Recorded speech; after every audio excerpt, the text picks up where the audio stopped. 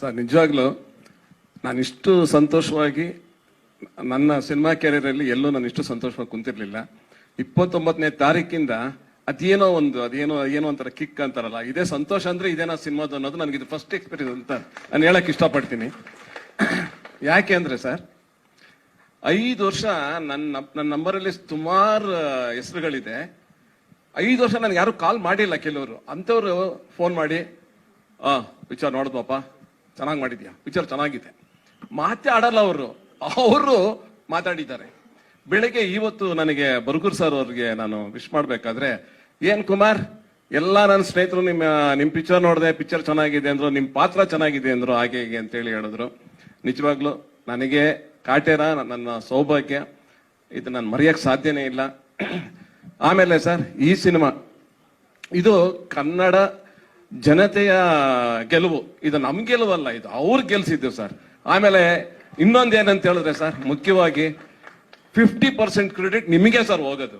ಯಾಕೆ ಅಂತ ಹೇಳಿದ್ರೆ, ನೀವು ಅಣ್ಣ ಹೇಳ್ದಂಗೆ ನೀವು ಕೇಳಿದ ಪ್ರಶ್ನೆಗಳಿಗೆ ನಾವ್ ಏನೇನೋ ಮಾತಾಡ್ತಾ ಇದ್ವಿ. ಇದೆಲ್ಲಾನು ಸಿನಿಮಾ ನೋಡ್ರಿಗೆ ಒಂದು ಟೆಂಪ್ಟೇಷನ್ ಕ್ರಿಯೇಟ್ ಆಯ್ತು. ಏನಪ್ಪ ಇಷ್ಟು ಮಾತಾಡ್ತಾ ಇದ್ದಾರೆ, ಏನಪ್ಪ ಏನಿರ್ಬೋದು ಇದ್ರಲ್ಲಿ, ನಾವು ಕಥೆ ಅಂತೂ ಯಾರಿಗೂ ಹೇಳಕ್ ಹೋಗಿಲ್ಲ, ಏನೋ ಇರ್ಬೋದು ಅಂತ.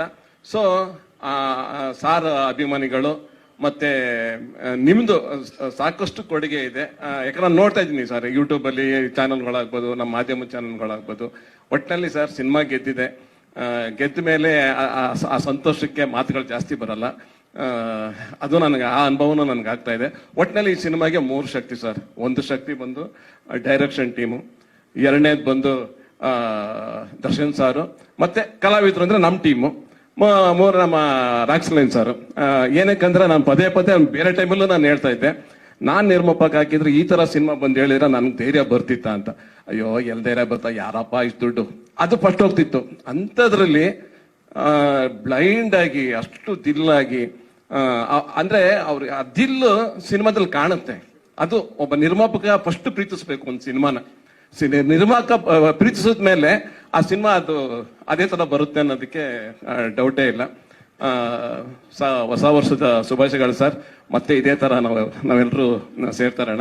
ನಿಜವಾಗ್ಲೂ ಖುಷಿ ಇದೆ. ಈ ಖುಷಿ ನಮ್ಮ ಕನ್ನಡ ಜನಗಳು ಸದಾ ನಮ್ಮ ಕನ್ನಡ ಸಿನಿಮಾಗಳು ತೋರಿಸ್ಲಿ ಅಂತೇಳಿ ಕೇಳ್ಕೊಳ್ತೀನಿ.